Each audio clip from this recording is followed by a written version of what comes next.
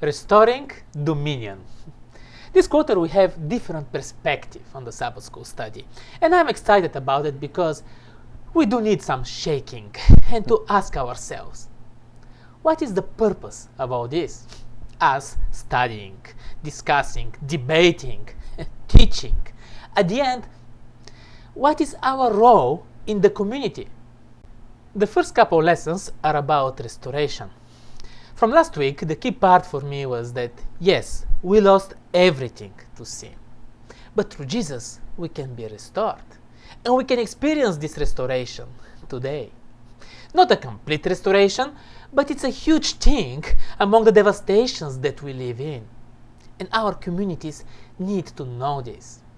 They need to experience it through us, helping people being transformed by Jesus. This week we continue with restoration, but the focus this time is on dominion. And we were made in the image of God. This is what we said in the previous week's lesson. And in this package of uniqueness for Adam and Eve was included a special feature, dominion over all creatures on this earth. Do you think that nothing has changed in this regard after the fall? Absolutely not. Adam's choice affected the whole world, and this dominion was handed over to its new decision maker, Satan. So, what was this lost dominion? And what can we do today to regain some of what we have lost? Oh, interesting questions for this lesson. And especially interesting because from Christian perspective, we usually talk about the need to surrender, to give up. But now we have this special context of dominion. The lesson suggests, based on Genesis 1:26, that it was integrated in the purpose of our own existence to rule over, to have dominion and authority over all the creatures on this earth. I know, you would say it sounds rude and insensitive, but it will have completely different meaning if it includes being caring, accountable, considerate about everything that surrounds us, just like God is. And in this way, we glorify His name and His character. Dominion is not just about power and control, which under sin we use as exploitation. It's about responsibility and care as well. The lesson brings in this context the crucial question about our purpose in life. What's your purpose in life? What's mine? We were created with a purpose, and understanding this issue about the dominion is key in this important quest.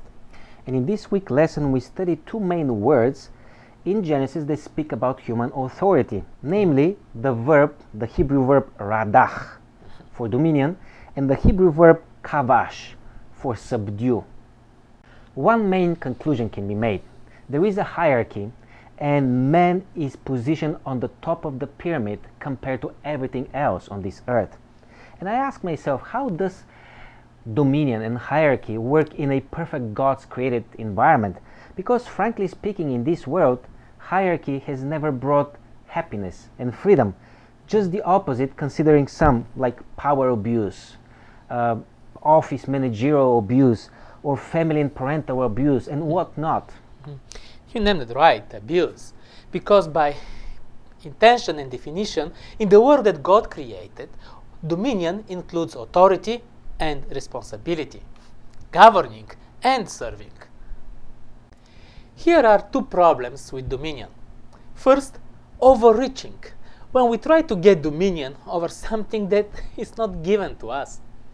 And second, refusing to take responsibility for what is entrusted to us.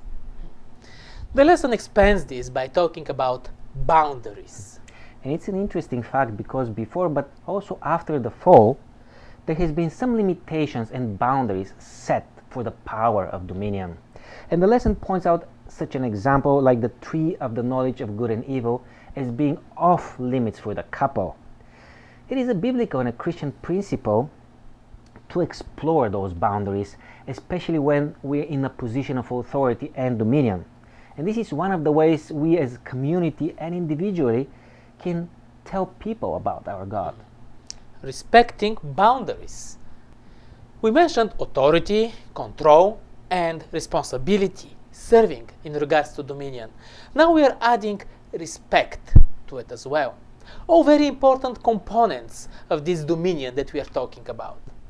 And we had mentioned earlier that dominion is not necessarily a bad word. However, it is a power that has to be executed. But how? How do I exercise my superiority over any living creature? When God commanded to us to keep and tend the garden, He has injected an attitude that will preserve and develop whatever was entrusted to us. My call as a human being today is to immerse in that same attitude of whatever power of dominion has left for us over the creation. We were entrusted stewardship over nature. As humanity, we are not doing a great job, but we do have a responsibility as church and as individuals. Standing up against consumerism, preserving and protecting, educating and promoting this care.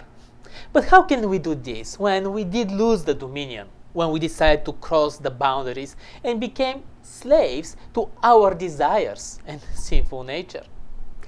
Anything we do is pointless if it was not for Jesus to recover our ownership from the king of this world. And it starts with Him. But we have been called to continue and to reach out to others. And this is why we're talking about restoration. Through Jesus, we can take control back over our lives and start fulfilling our responsibilities. We have responsibility for our communities, to help those in need with food, clothes, shelter, but also to help regain control over their lives by bringing them to Jesus. By being a friend, a listener, someone relevant who understands their struggles and is there in need. Let's be part of this restoration of dominion. Join us next week when we continue studying the role of the church in the community.